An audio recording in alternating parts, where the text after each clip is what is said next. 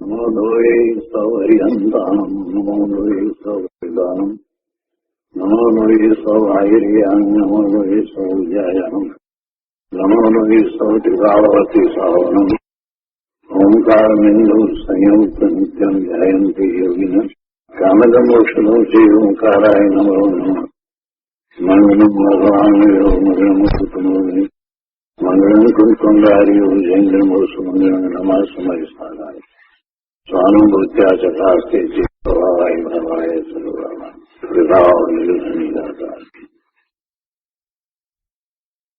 સમયસાર ભગવાન કુંકુંદાચાર્ય રચિત સમયસાર તથા ભગવાન અમૃતચંદ્રાચાર્ય રચિત આત્મખ્યાતિ ટીકા કળશ સહિત એનો સ્વાધ્યાય ચાલે છે. એમાં પરિશિષ્ટમાં કળશ 250નો સ્વાધ્યાય આપણે શરૂ કર્યો છે. આ કળશ એનો અર્થ અને ભાવાર્થ કર્યા છે અને પૂજ્ય ગુરુદેવ કાંજી સ્વામીએ આ કળશ ઉપર આપેલ પ્રવચનમાંથી શરૂઆતના અંશ આપણે કર્યા છે. હવે આજે આગળ સ્વાધ્યાય શરૂ કરીએ. કળશ 250માં ત્રીજા ભંગની વાત છે, એટલે કે દ્રવ્યથી એક પણ એ વાત છે. કળશ ઉપર વિસ્તાર કરતા ગુરુદેવે સમજાવ્યું કે અજ્ઞાની એમ માને છે કે અનેક પ્રકારના જ્ઞેય આકારોથી પોતાની જ્ઞાન શક્તિ ખંડિત એટલે છિન્ન ભિન્ન થઈ ગઈ છે, એટલે પોતામાં એકપણું ન રહ્યું. અજ્ઞાની એમ માને છે. ખરેખર વસ્તુ એક સ્વરૂપે જ છે અને જે વસ્તુ એક સ્વરૂપે છે એ જ વસ્તુ અનેક સ્વરૂપ છે. એટલે જ્ઞાનમાં એ અનેકને જાણે છે તો પર્યાયે એવું અનેકપણું હોવા છતાં દ્રવ્યથી એકપણાને કાંઈ આંચ આવતી નથી. પણ અજ્ઞાનીને એવી મિથ્યા માન્યતા થઈ ગઈ છે, એને ભ્રમ થઈ ગયો છે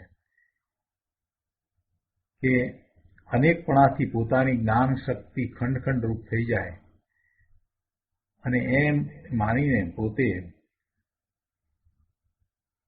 સમસ્તપણે તૂટી જાય છે.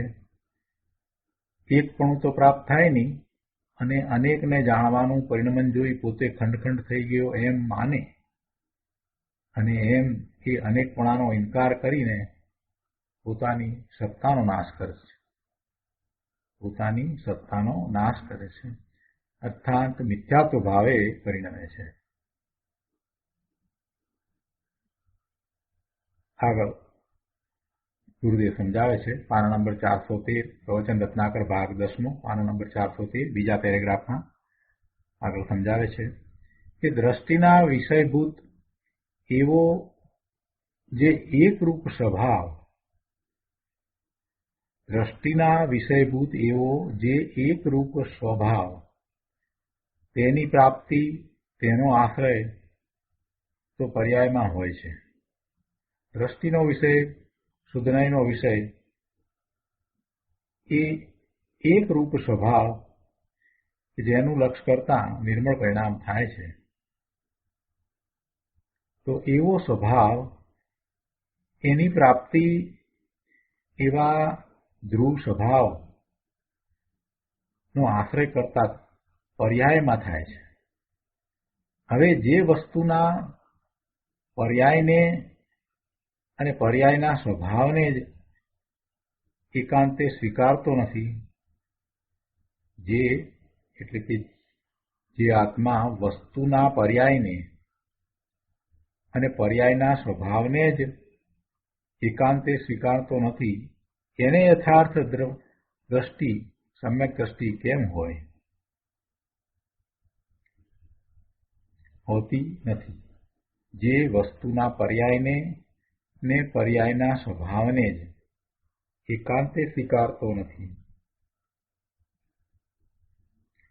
એને યથાર્થ દ્રષ્ટિ એટલે સમ્યક દ્રષ્ટિ કેમ હોય? એટલે કે હોતી નથી. દ્રવ્યના સ્વભાવને અને વસ્તુના સ્વભાવને બંનેને એને જેમ છે તેમ સ્વીકારવા રહ્યા. વસ્તુ દ્રવ્યથી એક રૂપ છે અને પર્યાયથી એ અનેક રૂપ છે એમ જો એ સ્વીકારતો નથી તો પછી એ સમ્યક દ્રષ્ટિ હોય નહીં. વસ્તુ બે મળીને છે, વસ્તુ દ્રવ્ય અને પર્યાય મળીને છે. દ્રવ્ય પર્યાય રૂપ છે, દ્રવ્યપણે પણ છે અને પર્યાયપણે પણ છે. દ્રવ્યપણે એ એક રૂપ છે, દ્રવ્યપણે અનેક રૂપ નથી, અને પર્યાયપણે એ અનેક રૂપ છે તો પર્યાયપણે એક રૂપ નથી. એટલે બંનેને જેમ છે તેમ સ્વીકારવા. દ્રવ્યને એક રૂપ સ્વીકારવું અને પર્યાયને અનેક રૂપ સ્વીકારવી, અને બંને મળીને દ્રવ્ય પર્યાય મળીને પોતાનો સ્વભાવ છે એવું જ્યાં સુધી ભાન જ્ઞાન થયું નથી ત્યાં સુધી દ્રષ્ટિ એટલે શ્રદ્ધા સમ્યક થતી નથી. દ્રવ્ય પર્યાય રૂપ આત્માનું સ્વરૂપ છે. એ દ્રવ્યપણે પણ છે અને પર્યાયપણે પણ છે. દ્રવ્યપણે જે એક છે તે જ પર્યાયથી અનેક છે. એકાંતે દ્રવ્યરૂપ એક રૂપ જ વસ્તુ છે એમ નથી. દ્રવ્યરૂપ જ વસ્તુ છે એવું નથી. એટલે પર્યાયને એ સ્વીકારે નહીં અને માત્ર દ્રવ્યને જ સ્વીકારે એટલે અનેકપણાનો એને સ્વીકાર જ ન હોય તો એની દ્રષ્ટિ મિથ્યા છે.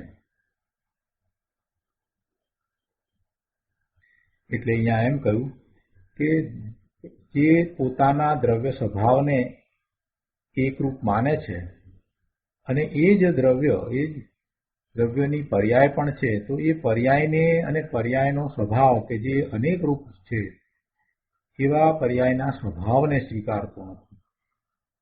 એ મિથ્યા દ્રષ્ટિ છે. જે વસ્તુના પર્યાયને અને પર્યાયના સ્વભાવને જ એકાંતે સ્વીકારતો નથી એને યથાર્થ દ્રષ્ટિ સમ્યક દ્રષ્ટિ કેમ હોય એમ અહીંયા ગુરુદેવે સમજાવ્યું છે.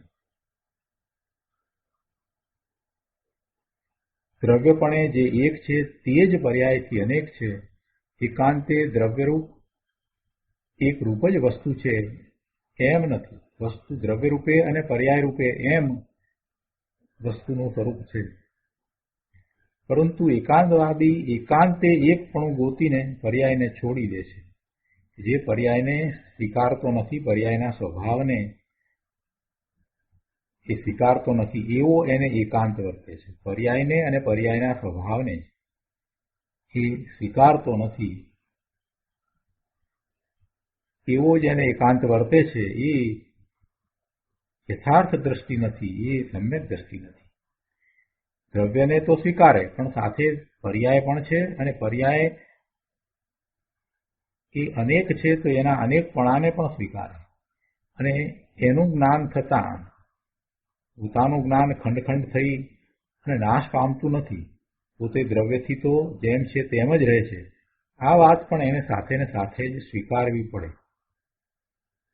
એટલે માત્ર એકાંતે હું એક રૂપ જ છું અને આ અનેકપણું મારામાં છે જ નહીં એમ જો એ માનવા જશે તો એ પર્યાયનો સ્વીકાર નહીં કરે, પર્યાયનો ઇનકાર કરશે. અને એવો પર્યાયનો ઇનકાર કરતા તો એ પોતે પોતાની ચીજનો ઇનકાર કરશે, પોતાના એક અંશનો ઇનકાર કરશે. કેમ કે દ્રવ્ય અને પર્યાય બે અંશ મળી અને પોતાનું સ્વરૂપ છે. આત્મા દ્રવ્ય અને પર્યાય એવા બે અંશ મળીને છે. તો પોતાના એક અંશ પર્યાય અંશને સ્વીકારશે નહીં, છોડી દેશે તો પોતાનો નાશ થશે. એટલે એ રીતે તે પોતાના સત્વનો જ નાશ કરે છે. પોતાનું સત્વ દ્રવ્ય અને પર્યાય બેથી છે અને બંનેમાં દ્રવ્ય છે તે એકરૂપ છે, સદાય એકરૂપ છે, અને પર્યાય છે તે સમયે સમયે થાય છે એવી અનેક પર્યાયો છે. એવું જ પોતાનું સ્વરૂપ છે. તો એમાં પોતાના પર્યાય સ્વભાવને એ સ્વીકારે નહીં તો એમાં પોતાની સત્તાનો જ નાશ થાય છે, પોતાના સત્વનો જ નાશ થાય છે. હવે આગળ કહે છે કે અનેકાંતનો જાણનાર તો એટલે કે જ્ઞાની ધર્મી એ અનેકાંતનો જાણનાર છે. તો એ અનેકાંતનો જાણનાર તો સદાય પ્રકાશમાન, સદાય ઉદિત એક દ્રવ્યપણાને લીધે ભેદના ભ્રમને નષ્ટ કરતો થકો, અર્થાત જ્ઞેયોના ભેદે જ્ઞાનમાં સર્વથા ભેદ પડી જાય છે એવા ભ્રમનો નાશ કરતો થકો. ભેદના ભ્રમને નષ્ટ કરે છે એટલે કયા ભેદના ભ્રમને નષ્ટ કરે છે? કે જ્ઞેયોના ભેદે જ્ઞાનમાં સર્વથા ભેદ પડી જાય એવો ભ્રમ. જ્ઞેયોના ભેદે જ્ઞાનમાં સર્વથા ભેદ પડી જતો નથી. જ્ઞાનની પર્યાય સમય સમયની પર્યાય, એક સમયમાં અનેક જ્ઞેયોને જાણવા વાળી પર્યાય, એવી એક એક સમયની અનંત પર્યાયો જીવની છે. પણ એવા પર્યાયના ભેદ દ્વારા એનું જ્ઞાન કાંઈ ખંડિત થઈ જાય છે એમ નથી. જ્ઞાનમાં કાંઈ સર્વથા ભેદ પડી જાય છે એમ નથી. એ તો એનો ભ્રમ છે કે જ્ઞાનમાં સર્વથા ભેદ પડી જાય. તો એવા ભ્રમનો અનેકાંત દ્વારા એ નાશ કરે છે. અનેકાંત દ્વારા નાશ કઈ રીતે કરે છે? કે એવા જ્ઞેયોના ભેદને કારણે એ જ્ઞાનમાં પરિણમન દરમિયાન, એટલે કે જ્ઞાનની એક પછી એક પર્યાય થાય તે દરમિયાન બધું ભિન્ન ભિન્ન લાગે, તે છતાંય પોતે દ્રવ્યથી એક છે એમ અનેકાંતનો જાણનાર એ પોતાના ભ્રમનો નાશ કરે છે. કે પોતે જ્ઞાનમાં જે ભેદ પડી જાય છે એ દ્વારા ખંડિત થાય છે એવા ભ્રમનો નાશ કરે છે. અને જેમ છે તેમ પોતાના સ્વરૂપને, એટલે કે દ્રવ્યથી પોતે એક છે અને પર્યાયથી અનેક છે એમ એ શ્રદ્ધે છે, માને છે. અને એવી શ્રદ્ધા થતાં દ્રષ્ટિ સ્વરૂપ તરફ જાય છે. એટલે અહીંયા એ વાત કરી છે કે જે એક છે સર્વથા અનેક નથી, અને જેનું અનુભવન નિર્બાધ છે એવા જ્ઞાનને એ દેખે છે, અનુભવે છે. અનેકાંતનો જાણનાર એ એવા પોતાના જ્ઞાનને દેખે છે, અનુભવે છે. આ વાતને ગુરુદેવ સમજાવે છે કે શું કહ્યું? વસ્તુના અનંત ધર્મોને યથાવત જાણનાર, જેમ છે તેમ જાણનાર સ્યાદવાદી સમ્યક દ્રષ્ટિ તો પર્યાયમાં અનેકને જાણવા પણ ભલે હો, તો પણ હું તો નિત્ય ઉદયમાન અખંડ એક દ્રવ્યપણાને લીધે એક છું.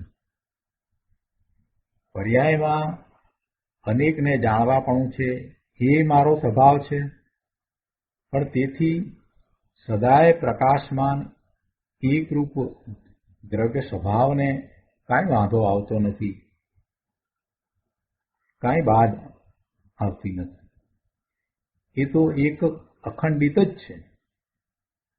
આમ જ્ઞેયોના ભેદોથી જ્ઞાનમાં વસ્તુમાં ખંડ પડી ગયા એવા ભ્રમનો નાશ થાય છે. અને એમ એ નાશ કરતો થકો અનેકપણાને ગૌણ કરતો તે નિર્બાધપણે એક જ્ઞાન સ્વરૂપને દેખે છે, એટલે કે જ્ઞાન સ્વરૂપને અનુભવે છે. અને આનું નામ ધર્મ છે.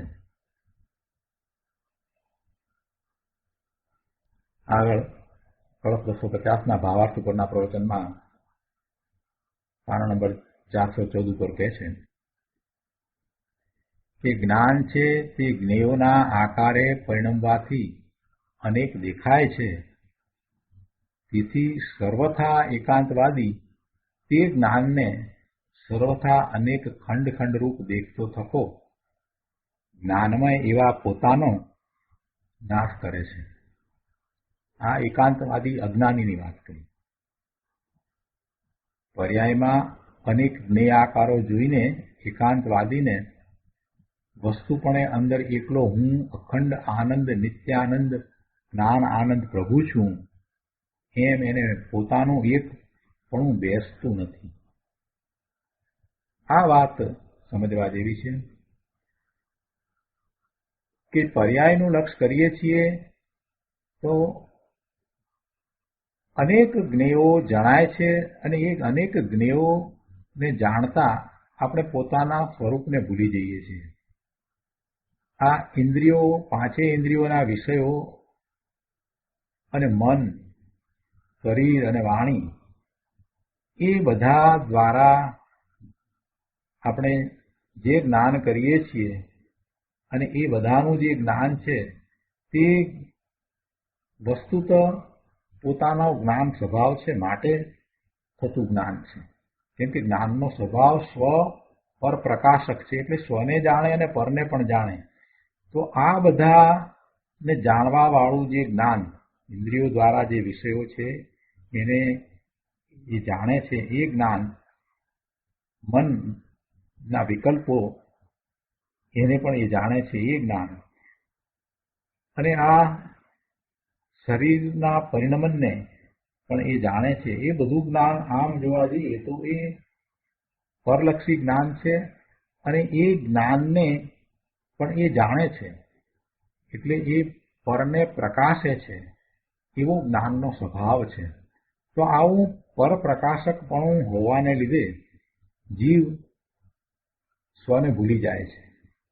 એ ભૂલી જાય છે કે જ્યારે એ પરને જાણે છે એ જ વખતે એ પોતે ભગવાન આત્મા સ્વને જાણવા વાળો પણ છે એ વાત જ ભૂલી જાય છે. અનાદિનો આ પરને જાણવામાં રોકાઈ રહ્યો છે.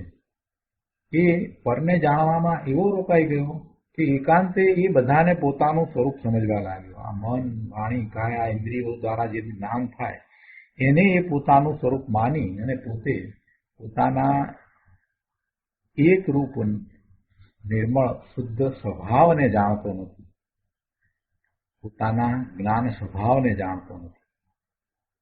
કેમ કે એની દ્રષ્ટિ પર્યાય તરફ છે.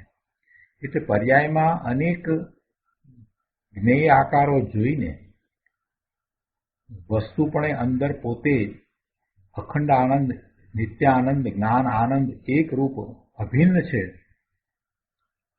એવો પરમાત્મા છે, એવો જ્ઞાન સ્વરૂપ છે, એ વાત એને બેસતી નથી.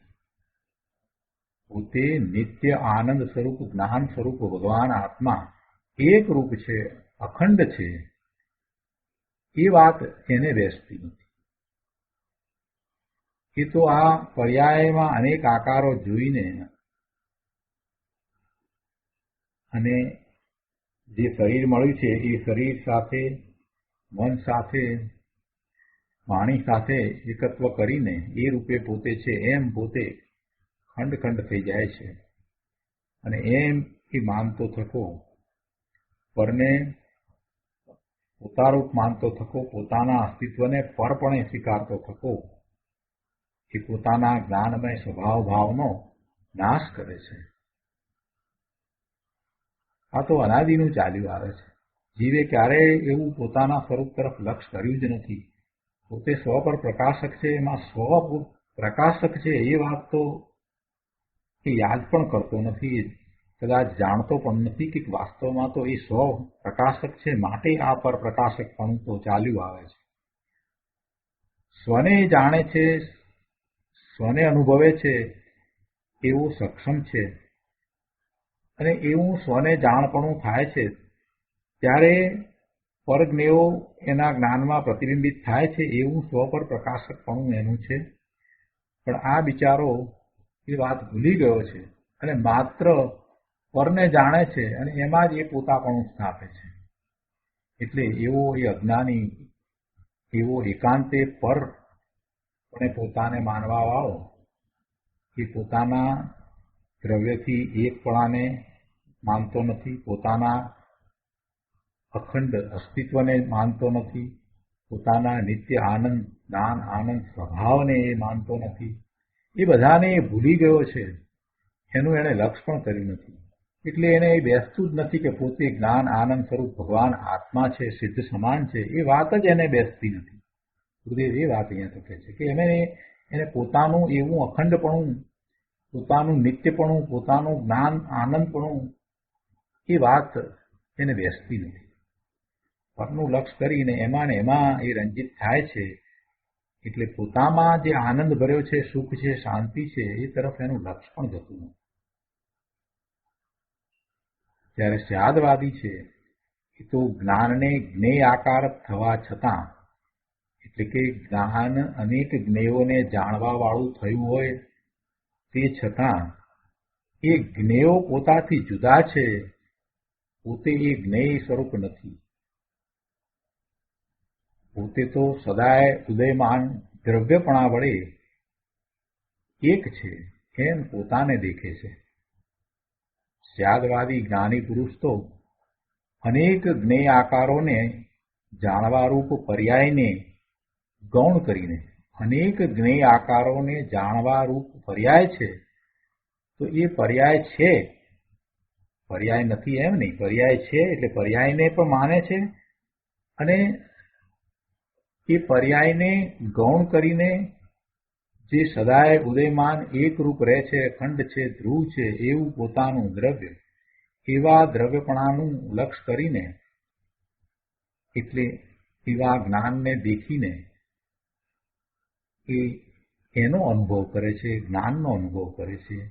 એક જ્ઞાન સ્વરૂપને દેખે છે અને એને અનુભવે છે.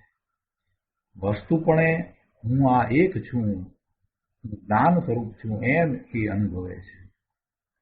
તો આ પ્રમાણે એકપણાનો ભંગ થયો. હવે ચોથા ભંગના કળશ રૂપે અમૃતચંદ્રાચાર્ય ભગવાન કાવ્ય કહે છે. કળશ 251. જ્ઞેયાકાર કલકમ મેચકચિતિ પ્રક્ષાલનમ કલ્પયન અનેક આકાર ચિકીર્ષયા સ્ફુટમ અપી જ્ઞાનમ પશુર્નેચ્છતિ વૈચિત્રે અપી અવિચિત્રતામ ઉપગતમ જ્ઞાનમ સ્વત ક્ષાલિતમ પર્યાયૈ તદ અનેકતા પરિમૃશન પશ્યત અનેકાંતવિદ. કળશ 251ના અર્થમાં અહીંયા કહે છે, પશુ અર્થાંત સર્વથા એકાંતવાદી અજ્ઞાન. દરેક કળશમાં અહીંયા એકાંતવાદી અજ્ઞાનીને પશુ કહ્યો છે. પશુ અર્થાંત સર્વથા એકાંતવાદી અજ્ઞાની શું કરે છે? કે છે કે જ્ઞેય આકાર કલકમ મેચક ચિતિ પ્રક્ષાલનમ કલ્પયન, એટલે કે જ્ઞેય આકારો રૂપી કલંકથી અનેક આકાર રૂપ મલિન એવા ચેતનમાં પ્રક્ષાલન કલ્પતો થકો. એટલે શું? કે ચેતનની અનેક આકાર રૂપ મલિનતાને ધોઈ નાખવાનું કલ્પતો થકો. ચેતનની અનેક આકાર રૂપ મલિનતાને ધોઈ નાખવાની કલ્પના કરે એમ એ પ્રક્ષાલન કલ્પતો થકો. શું કરે છે? તો કે એકાકાર ચિકીર્ષયા સ્ફુટમ અપી જ્ઞાનમ ન ઇચ્છતિ. એકાકાર કરવાની ઈચ્છાથી જ્ઞાનને, જોકે તે જ્ઞાન અનેક આકારપણે પ્રગટે છે તો પણ ઈચ્છતો નથી. અર્થાત જ્ઞાનને સર્વથા એકાકાર માનીને જ્ઞાનનો અભાવ કરે છે. શું કરે છે એકાંતવાદી? તો કે એવો એકાંતવાદી અજ્ઞાની જ્ઞેય આકારો રૂપી કલંકથી અનેક આકાર રૂપ મલિન એવા ચેતનમાં પ્રક્ષાલન કલ્પતો થકો. એટલે કે એવો એકાંતવાદી ચેતનની અનેક આકાર રૂપ મલિનતાને ધોઈ નાખવાનું કલ્પે છે અને એવી કલ્પના કરતો થકો એકાકાર કરવાની ઈચ્છાથી જ્ઞાનને, જોકે તે જ્ઞાન અનેક આકારપણે પ્રગટે છે તો પણ ઈચ્છતો નથી. અર્થાત જ્ઞાનને સર્વથા એકાકાર માનીને જ્ઞાનનો અભાવ કરે છે. જ્યારે અનેકાંતવિત્ત એટલે કે જે અનેકાંતનો જાણનાર છે તે શું કરે છે? તો કહે છે કે પર્યાય તદ અનેકતા પરિમૃશન, પર્યાયોથી જ્ઞાનની અનેકતા જાણતો, અનુભવતો થકો, વૈચિત્રે અપી અચિત્રતામ ઉપગતમ જ્ઞાનમ, વિચિત્ર છતાં અવિચિત્રતાને પ્રાપ્ત, અર્થાત અનેક રૂપ છતાં એક રૂપ એવા જ્ઞાનને સ્વતઃક્ષાલિત સ્વયંમેવ ધોયેલું શુદ્ધ અનુભવે છે. પેલો એમ માને છે કે અનેકાકાર રૂપ જ્ઞાન થયું છે તો મલિન થયું છે ને હવે એ મલિનતાને ધોઈ નાખવાની ઈચ્છા કરતો એ જ્ઞાનને સર્વથા એકાકાર માનીને જ્ઞાનનો અભાવ કરે છે. જ્યારે જે અનેકાંતથી જાણે છે એવો એ પર્યાયોથી જ્ઞાનની અનેકતાને જાણે છે, અનુભવે છે, એટલે એ વિચિત્ર છતાં અવિચિત્રતા એટલે કે અનેક રૂપ છતાં એક રૂપ એવા જ્ઞાનને પોતે ધોયેલું એટલે શુદ્ધ જ અનુભવે છે. એમાં મલિનતા નથી એમ જ એ અનુભવે છે. કેમ કે એને એમાં મલિનતા ભાસતી નથી. બંને વસ્તુ સાથે જ છે. જે વસ્તુ છે એ એકપણે પણ છે અને અનેકપણે પણ છે. એટલે એક રૂપ અને અનેક રૂપ એ વસ્તુનું જ સ્વરૂપ છે એમ જ્યારે જાણે છે તો એ અનેક રૂપને મલિનતા સમજતો નથી. એટલે એને એ અનુભવે છે, એને શુદ્ધ અનુભવે છે. ભાવાર્થમાં પંડિતજી સમજાવે છે કે એકાંતવાદી જ્ઞેય આકાર રૂપ અનેક આકાર રૂપ જ્ઞાનને મલિન જાણી તેને ધોઈને તેમાંથી જ્ઞેય આકારો દૂર કરીને જ્ઞાનને જ્ઞેય આકારો રહિત એક આકાર રૂપ કરવા ઈચ્છતો થકો જ્ઞાનનો નાશ કરે છે. એકાંતવાદી આ અનેક આકાર રૂપ જ્ઞાન થયું છે તો એને મલિન થયું જાણીને એને ધોઈને એ મલિનતાને ધોઈ નાખવા માટે તેમાંથી જે અનેક આકાર રૂપ જ્ઞાન થયું છે તો એ અનેક આકારો એ જ્ઞેય આકારો એને એ દૂર કરીને, હવે જ્ઞેય આકારોને દૂર કરે એમાં તો પોતાના જ્ઞાનને એ દૂર કરે છે. એટલે એમ કરતા એ જ્ઞેય આકારોને દૂર કરતા એ જ્ઞાનને જ્ઞેય આકારો રહિત કરે છે અને એમ કરતા તો એ પોતાના જ્ઞાનનો નાશ કરે છે. કેમ કે સમજતો નથી કે આ અનેક આકાર રૂપ જ્ઞાન પ્રવર્તી રહ્યું છે એ બધા જ્ઞેય આકાર રૂપ થયું છે એટલે કે જ્ઞેયોને જાણવા વાળું થયું છે એ પણ જ્ઞાનનો જ સ્વભાવ છે. જ્ઞાન પોતે પોતાના કારણે એવું અનેક જ્ઞેય આકાર રૂપ થાય છે છતાંય એ પોતે પોતાનો સ્વભાવ છે અને એમાં એ પોતે કાંઈ પરરૂપ થતું નથી. એટલે પોતાનો કાંઈ નાશ થતો નથી. સમયે સમયે જ્ઞાનની પર્યાય બદલાય એથી કાંઈ એનો નાશ થતો નથી. કારણ કે પોતે દ્રવ્યથી એક રૂપ જ છે. પોતે દ્રવ્યથી એક રૂપ છે એટલે એવું પોતાનું એક રૂપપણું અને અનેક રૂપપણાનો જેને સ્વીકાર છે એ એવા પોતાના એક રૂપ જ્ઞાનનો અનુભવ કરે છે. કહે છે કે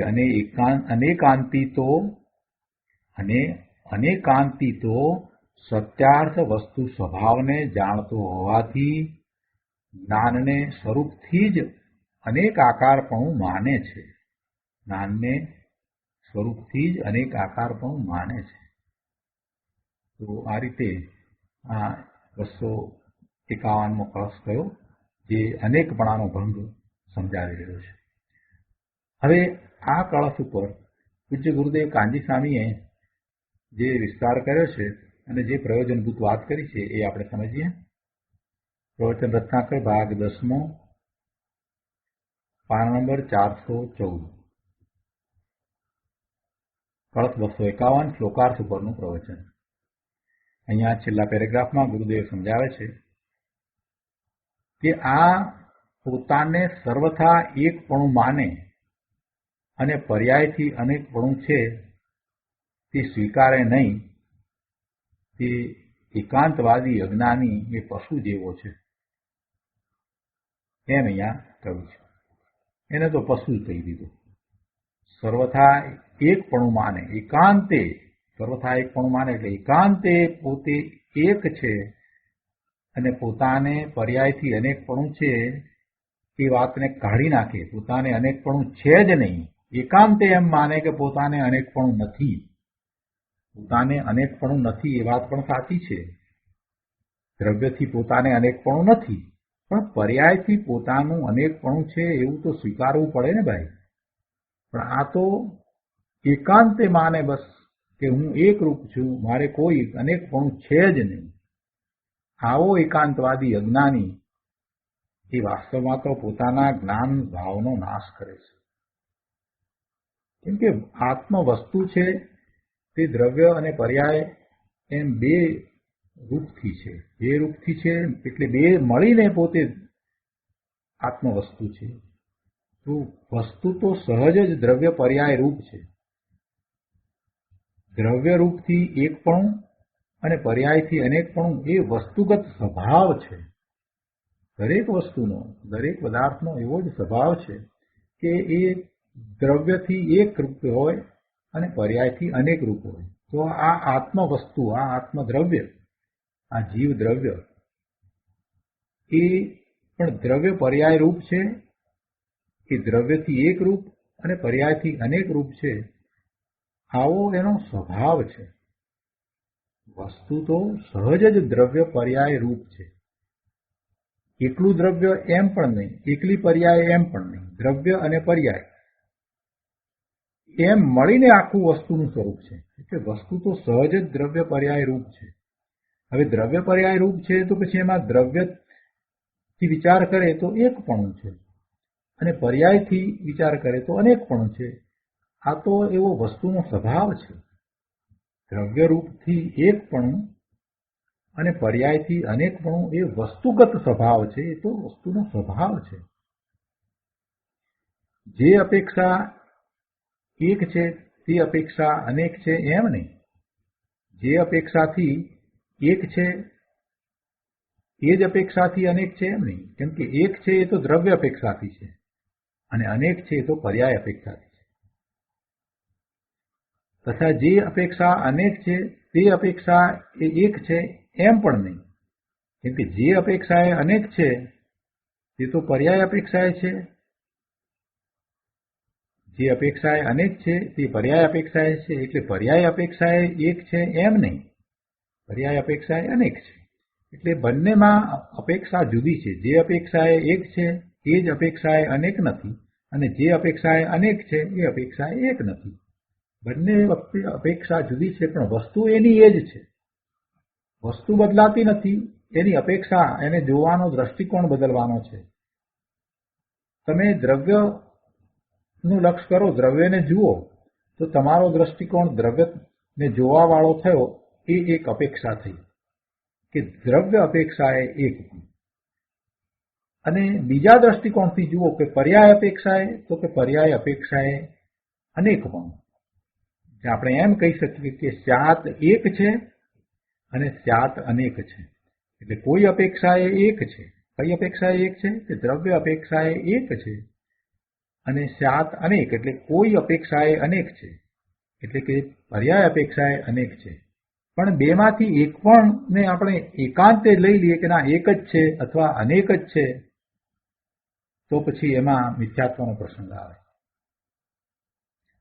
ત્રિકાળી ધ્રુવ દ્રવ્ય સ્વભાવથી આત્મા એક છે અને તેમાં અનંત ગુણ અને પ્રતિ સમય તેની અનંત પર્યાય છે. જ્ઞાનમાં તે જણાય પણ છે. એ અપેક્ષાએ એટલે પર્યાય અપેક્ષાએ એ અનેક છે. પરંતુ અજ્ઞાની તેની જ્ઞાનની પર્યાયમાં જે અનેક પરજ્ઞેયો જણાય છે તેને કલંક માનીને કાઢી નાખવા ઈચ્છે છે. એમ માને છે કે મલિનતા છે, મારામાં એવી મલિનતા અનેક રૂપતા હોય નહીં. ભાઈ, પર્યાય બદલાતી વસ્તુ છે તો એમાં અનેક પણ હોય, એથી કાંઈ મલિનતા તારામાં પહોંચી જાય, વ્યાપી જાય એવું ક્યાં છે? એટલે પણ એને જેમ છે તેમ જાણતો નથી, એટલે એ અજ્ઞાની પરજ્ઞેયો જણાય છે તો તેને એ મલિનતા માને છે, એને કલંક માને છે અને એને કાઢી નાખવા ઈચ્છે છે. જ્ઞાનમાં જણાતા જ્ઞેય આકારોનો નાશ કરવા માંગે છે. એ જ્ઞાનમાં જણાય છે એ વસ્તુ પર છે, જુદી છે, માત્ર તારો જ્ઞાનનો એવો સ્વભાવ છે માટે તને એ જણાય છે. હવે એ જણાય છે તો એ કંઈ તારા મૂળ દ્રવ્યને નુકસાન કરવા વાળી વસ્તુ નથી. એટલે એ જે જણાવવું અને સમયે સમયે એ જ્ઞાનની પર્યાયનું બદલાવવું આ પણ તારો જ સ્વભાવ છે. અને એ સ્વભાવને આપણે પર્યાય સ્વભાવ કહીએ છીએ. અને બીજો પણ તારો એક સ્વભાવ છે કે જેમાં તારું દ્રવ્ય ત્રિકાળ એવું ને એવું જ રહે છે. અનંત ગુણ છે તો અનંત ગુણ એમને એમ એવા ને એવા જ રહે છે. એવો ધ્રુવ પણ તારો સ્વભાવ છે. એટલે ધ્રુવ અને આવો બદલાવા પણ સ્વભાવ એ બંને મળી અને તું ભગવાન આત્મા છો. એટલે ધ્રુવપણું અને બદલાવું, પલટવું એ બંને સ્વભાવ તારા જ છે. જો તું એમાંથી એકનો પણ અસ્વીકાર કરે, ઇનકાર કરે તો એમાં તું તારા પોતાના સ્વભાવનો અસ્વીકાર કરે છે, ઇનકાર કરે છે. એ તારો જ સ્વભાવ છે. પર્યાય રૂપે બદલવું, પલટવું, અનેકપણે થવું એ પણ તારો સ્વભાવ છે. અને પોતાના દ્રવ્યથી એક રૂપ રહેવું, દ્રવ્યથી બદલાયા વિના, પલટાયા વિના એક રૂપ રહેવું એ પણ તારો જ સ્વભાવ છે. આવો આત્મા જ્યાં સુધી સમજવામાં ન આવે ત્યાં સુધી સમ્યક દર્શન થવાનો તો કોઈ પ્રશ્ન જ છે નહીં. એટલે ગુરુદેવ આ વાતને વધારે સારી રીતે વિસ્તાર કરી અને સમજાવે છે. અહીંયા 415માં પાના ઉપર દ્રષ્ટાંત દ્વારા ગુરુદેવ આ વાત સ્પષ્ટ કરે છે. એવું કહે છે કે અરીસામાં સામે કોલસો હોય તો કોલસો જણાય અને સામે વીંછી હોય તો વીંછી જણાય. પરંતુ ત્યાં અરીસામાં જે જણાય છે તે ખરેખર કોલસો નથી કે વીંછી પણ નથી. એ તો અરીસાની જ અવસ્થા છે. એ અરીસાની પર્યાય છે. એ તો પ્રતિબિંબ છે, એટલે કે અરીસાની અવસ્થા છે. હવે તે અવસ્થામાંથી કોલસો અને વીંછી કાઢી નાખવા માગે તો પછી અરીસાની અવસ્થાનો જ નાશ થઈ જાય. આ તો અરીસાની અવસ્થા છે. જે કોલસો છે એ એમાં પ્રતિબિંબિત થાય છે કે વીંછી છે તો એ એમાં પ્રતિબિંબિત થાય છે. તો એ અવસ્થા અરીસાની છે અને એ અવસ્થામાંથી એ કોલસો અને વીંછી કાઢી નાખવા માંગે તો એમાં તો અરીસાની અવસ્થા જ કાઢી નાખવી પડે. એટલે અરીસાની અવસ્થાનો જ નાશ થઈ જાય. અને તેમ છતાં અરીસાનો નાશ થઈ જાય. કેમ કે અવસ્થા વિનાનો અરીસો ક્યાંથી હોય? કોઈ એક અવસ્થા તો હોય ને. અરીસાની અવસ્થા હોય જ નહીં એમ તો બને જ નહીં. તેવી રીતે આ આત્મા ચૈતન્ય અરીસો છે. આ આત્મા જ્ઞાનરૂપી અરીસો છે. તે દ્રવ્યરૂપથી કાયમ એક રૂપ રહીને તેની એક સમયની જ્ઞાનની પર્યાય પરજ્ઞેયોને અડ્યા વિના જ, પરજ્ઞેયોને અડ્યા વિના અને પરજ્ઞેયોનો આશ્રય લીધા વિના જ અનેક જ્ઞેયોને જાણવાપણે થાય છે. એક સમયની જ્ઞાનની પર્યાય પરજ્ઞેયોને અડ્યા વિના જ જાણે છે, પરજ્ઞેયોનો આશ્રય લીધા વિના જ પરજ્ઞેયોને જાણે છે. એવી એ પર્યાય સમયે સમયે થાય છે. અનેક જ્ઞેયોને જાણવાપણે એવી પર્યાયો થાય છે. સામે પર જ્ઞેયો છે માટે જ્ઞેય આકારે એનું જ્ઞાન થાય છે એમ નથી. એ તો જ્ઞાનનો સ્વભાવ છે. જે જ્ઞાનની પર્યાય થાય છે એ તો જ્ઞાનના સ્વભાવને કારણે થાય છે. ભગવાન આત્મા એ ચેતન છે અને એના એ પરિણામ છે. એ જ્ઞાનની પર્યાય થઈ એ તો ચેતનના પરિણામ છે.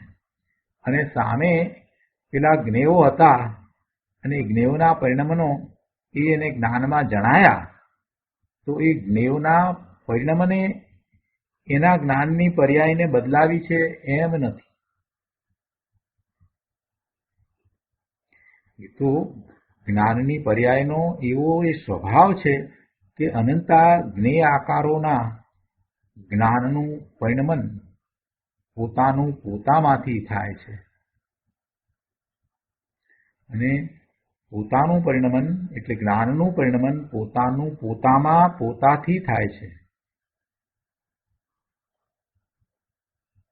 જ્યારે અનેક પરજ્ઞેયોને જાણે છે તો એ જાણવાવાળી જ્ઞાનની પર્યાય જે એક સમયની છે એ પછી પાછી એવી જ બીજી પર્યાય થાય છે. એ પણ જ્ઞાનની પર્યાય છે, એ પણ જાણવાવાળી પર્યાય છે. આમ એક પછી એક જ્ઞાનની પર્યાય થાય છે. તો એ જ્ઞાનની પર્યાયની અંદર જે પરજ્ઞેયો જણાયા, તો એ પરજ્ઞેયો જણાયા એમાં પરજ્ઞેયો કાંઈ કરે છે માટે અહીંયા જ્ઞાનની પર્યાય એવી થઈ છે એમ નથી. એ તો જ્ઞાનનું પોતાનું ભવન છે, જ્ઞાનનું પોતાનું પરિણમન છે, જ્ઞાનનું પોતાનું એવું સામર્થ્ય છે કે જે એ રીતે પર્યાય રૂપે પરિણમે છે. એટલે કે જ્ઞાનની પર્યાય રૂપે એ પરિણમન થાય છે.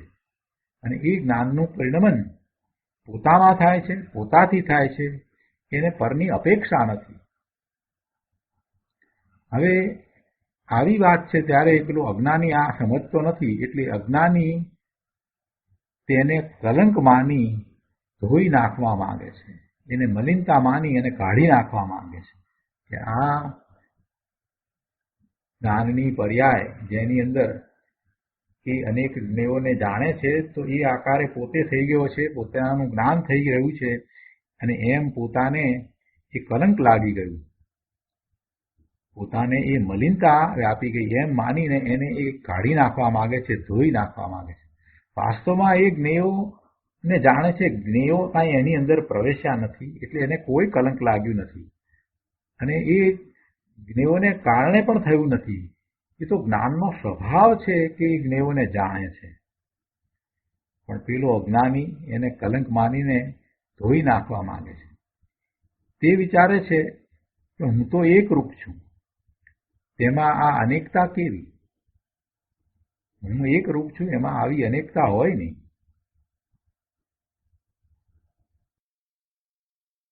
એ એવી ઊંધી માન્યતા કરી અને એને ધોઈ નાખવા માંગે છે. એટલે એવી ધોઈ નાખવાની ચેષ્ટા કરતા એ પોતે પોતાના જ્ઞાનની પર્યાયને માનતો નથી, એનો અસ્વીકાર કરે છે, એનો ઇનકાર કરે છે. અને એમ એ પોતે પોતાના જ્ઞાનરૂપ અંશનો જ અસ્વીકાર કરે છે, ઇનકાર કરે છે, અને એમ પોતાનો નાશ કરે છે. જ્યારે જ્ઞાની છે એ આ વાત જાણે છે કે આ જે જ્ઞેય આકારો જણાયા, એ જ્ઞેય આકારો, એ પરજ્ઞેયો એ જ્ઞાનમાં જણાયા છે. પણ જ્ઞાનમાં એ જ્ઞેયો કાંઈ આવી ગયા નથી, બેસી ગયા નથી. એટલે જો એ જ્ઞેયો મલિન છે તો પણ એ બહારમાં જ રહ્યા છે. એ જ્ઞાનમાં માત્ર પ્રતિબિંબિત થયા છે, પણ જ્ઞાનમાં એ અંદર પ્રવેશ્યા નથી. એટલે પોતાની અંદર જ્ઞાનમાં કાંઈ મલિનતા વ્યાપી નથી. અને જ્યારે એ જ્ઞાન એને જાણે છે, પરજ્ઞેયોને જાણે છે, તો એમ પણ નથી કે એ પેલા પરજ્ઞેયો છે માટે જાણે છે, એમ પણ નથી. જ્ઞાનનો એવો સ્વભાવ છે, સ્વપર પ્રકાશક જ્ઞાનનો સ્વભાવ છે. એટલે જ્ઞાનનું એવું સામર્થ્ય છે માટે એ જ્ઞેયોને જાણે છે, પરજ્ઞેયોને જાણે છે તો જાણે છે. એમાં મલિનતા ક્યાંથી આવી? આ જ્ઞાનની દશામાં પરમાણુ અને નિગોદ આદિ બીજા જીવો જણાય છે. એ શું? આ તો કલંક છે એમ પેલો અજ્ઞાની માને છે. પણ એ જણાય છે તો એ પેલા પર પદાર્થો અને જે મલિનતા એ બધું બહારમાં રહ્યું એ ક્યાં અંદરમાં પેઠું છે. પણ એ વાત પેલો માનતો નથી. પેલો એમ માને છે કે આ બધું જણાય છે, આ તો મારું જ્ઞાન તો એમાં મલિન થઈ ગયું, હું તો મલિન થઈ ગયો, મને તો આ કલંક લાગ્યું. એને એમ માનીને તે જ્ઞેય આકારોને દૂર કરવાની ઈચ્છા વડે એ પોતાની સત્તાનો નાશ કરે છે. પોતાને એ જ્ઞેય આકારો દૂર કરવા છે તો એ પોતે એ જ્ઞાનની પર્યાયને છોડી દે, એનો ઇનકાર કરે છે. એ પોતાનું સ્વરૂપ જ નથી, એ પોતાનો અંશ નથી, એમ એ એને છોડી દે છે. એટલે પોતાની એ જ્ઞાનની સત્તાનો એમાં તો નાશ કરે છે. જે અનેક પર્યાયો જ્ઞાનની થઈ એ પર્યાયોનો અસ્વીકાર કરીને, ઇનકાર કરીને એ વાસ્તવમાં તો એ પોતાની સત્તાનો નાશ કરે છે. કેમ કે જ્ઞાન અંશ પોતાનો છે. એ અનેક પર્યાયો જ્ઞાનની થઈ, જેમાં અનેક જ્ઞેયો જણાયા, પરજ્ઞેયો જણાયા, એ બધું પોતાની સત્તામાં છે. એ કાંઈ પરજ્ઞેયોની સત્તામાં નથી. પરનું જ્ઞાન થાય તે વખતે ભગવાન આત્મા જ્ઞાન સ્વભાવી છે, અને જ્ઞાન સ્વભાવી ભગવાન આત્મા પોતાની સત્તામાં રહીને પોતાના સામર્થ્ય વડે એનું જ્ઞાન કરે છે. એને પરની અપેક્ષા નથી, પરની મદદની જરૂર નથી, જ્ઞેયોની અપેક્ષા નથી, જ્ઞેયોની મદદની જરૂર નથી. કેમ કે જ્ઞાન સ્વભાવ પોતાનો છે. અને જ્યારે એવું એને પરજ્ઞેયોનું જ્ઞાન થાય છે તો એ જ્ઞાન પોતાનું જ્ઞાન છે. એમાં કાંઈ પરજ્ઞેયો આવ્યા નથી કે જેથી એનામાં મલિનતા આવે. આ બે વાતને સાથે સમજવાની છે. એને કલંક છે એમ માની અને એને છોડી દેવાનો એ વિચાર કરે, પણ ભાઈ તું શું છોડે? જે વસ્તુ છૂટી જ છે, બહાર છે, જ્ઞેયો તો બહાર રહ્યા છે, એને તું કાઢવાનો પ્રયત્ન કરે, પણ એ ક્યાં અંદર પેઠા છે તો તું કાઢવાનો છે? જ્ઞેય આકારે તો એ જ્ઞાન થયું છે, એટલે કે જ્ઞેયને જાણવા વાળું જ્ઞાન થયું છે, પણ જ્ઞેયોમાં એ જ્ઞાન વ્યાપ્યું નથી, માત્ર એને જાણે છે. અરીસો એ ત્યાં ને ત્યાં જ છે. એ અરીસાની અંદર કાંઈ મલિનતા વ્યાપતી નથી. અરીસો તો એની એવી નિર્મળતા, સ્વચ્છતા છે, માટે એમાં એ પેલા જ્ઞેયો પ્રતિબિંબિત થાય છે. પણ અરીસો તો એવો ને એવો નિર્મળ સ્વચ્છ જ રહે છે. પણ એ વાત જે જાણે એને ખ્યાલ આવે ને. આને એમ છે કે એ જે કંઈ પરજ્ઞેયો જણાય છે એ પરજ્ઞેયોના આકારે મારું જ્ઞાન થયું છે, એટલે કે હું પરજ્ઞેયોના આકારે થયો છું, એટલે મલિનતા મારામાં વ્યાપી છે. તો મારે તો એક રૂપે રહેવાનું હોય તો આ બધું હું દૂર કરું, એ બધાને હું ધોઈ નાખું. પણ તું શેને ધોઈશ ભાઈ? એ તો તારા જ્ઞાનની પર્યાય છે, અને એ જ્ઞાનની પર્યાય થવાનું કારણ તારું એવું સામર્થ્ય છે. તારું એવું જ્ઞાનનું સામર્થ્ય છે એટલે તો તને એવી સમયે સમયે જ્ઞાનની પર્યાય થાય છે, જેની અંદર જ્ઞેયો ઝળકે છે. એટલે એ જ્ઞાનની પર્યાયો, સમયે સમયે થતી જ્ઞાનની પર્યાયો, એ ભાઈ તારા જ્ઞાનની સત્તામાં થાય છે, તારા જ્ઞાન સ્વભાવના સામર્થ્યને કારણે થાય છે. એટલે એ તો તારી સત્તા છે, તારી પોતાની સત્તા છે, અને એનો તું ઇનકાર કરે છે, એને તું છોડવાનો વિચાર કરે છે.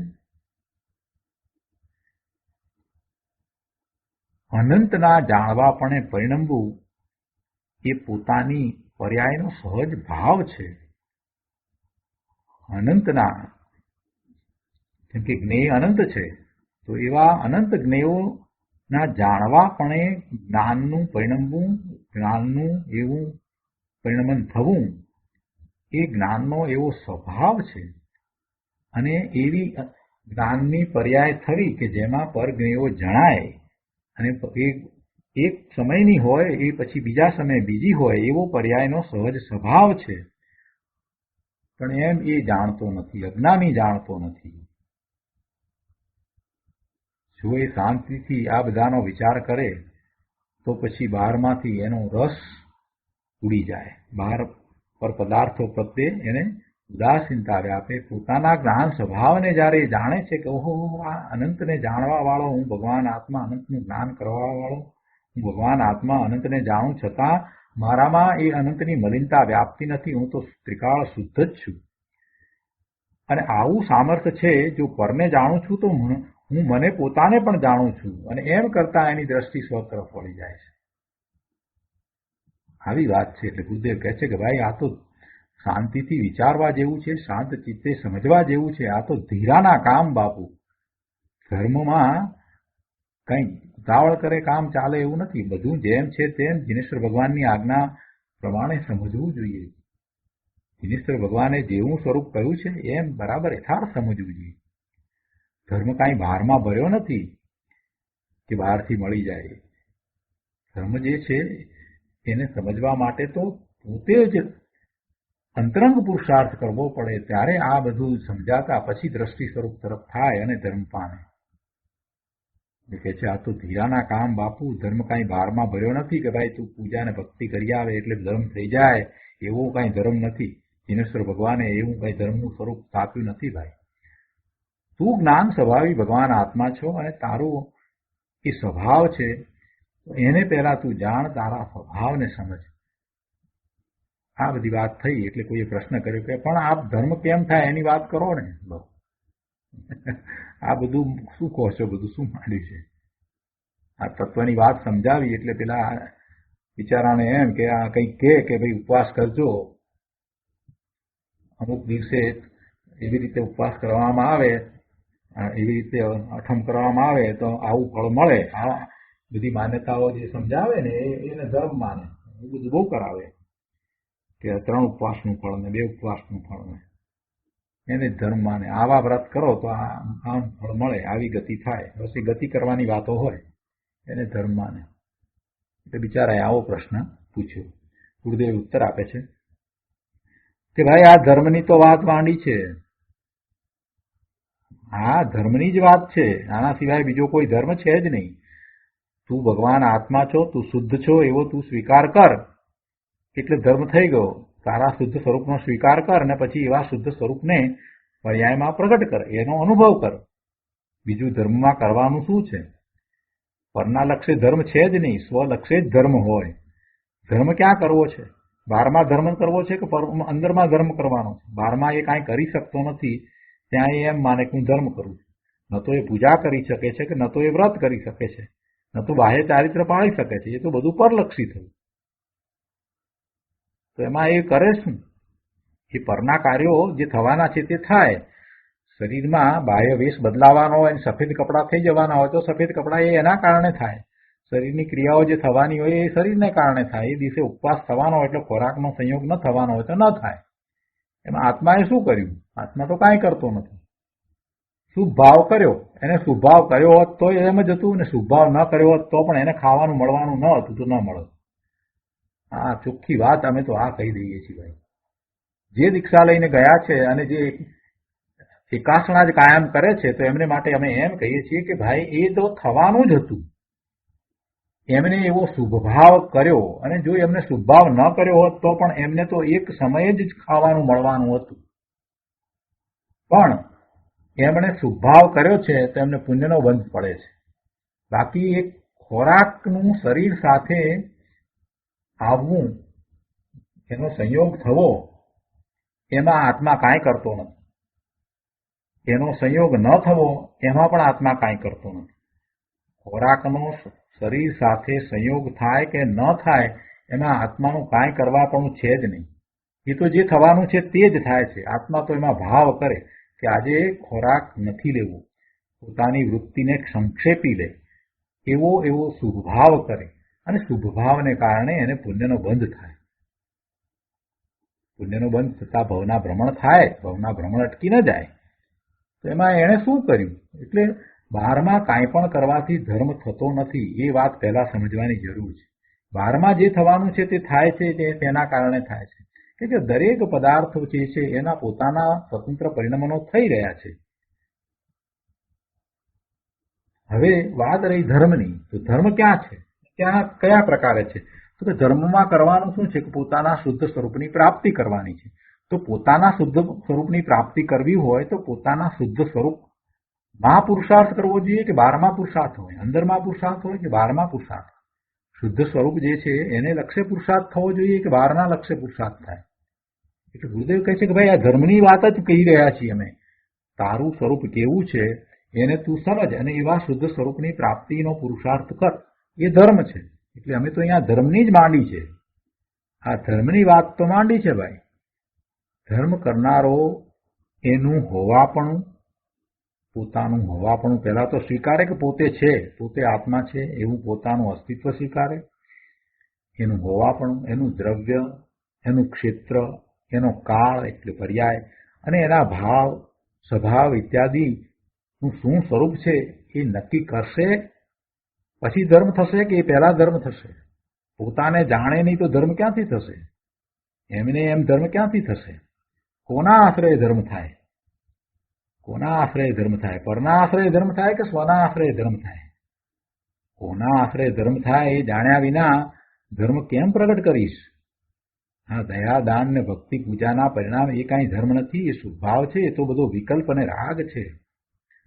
સ્વના આશ્રયમાં ગયા વિના ભવનો અભાવ કરવાના બીજરૂપ સમ્યક દર્શન 3 કાળમાં થતું નથી. શું કહ્યું? કે સ્વના આશ્રયમાં ગયા વિના સમ્યક દર્શન થતું નથી. 3 કાળમાં સમ્યક દર્શન થાય નહીં. સ્વના આશ્રય વિના સમ્યક દર્શન થાય નહીં. સમ્યક દર્શન શું છે? ભવનો અભાવ કરવાનું બીજ છે. આ ભવના ભ્રમણ કરી રહ્યો છે તો એ ભવનો અભાવ કરવાનું બીજ એ સમ્યક દર્શન છે, સંકિત છે, સમ્યક્ત્વ છે. અને એવું સમ્યક્ત્વ સ્વના આશ્રય જ થાય છે. 3 કાળમાં કોઈને સ્વના આશ્રય વિના સમ્યક દર્શન થયું નથી, થાય નહીં. આ વાત સમજવાની છે.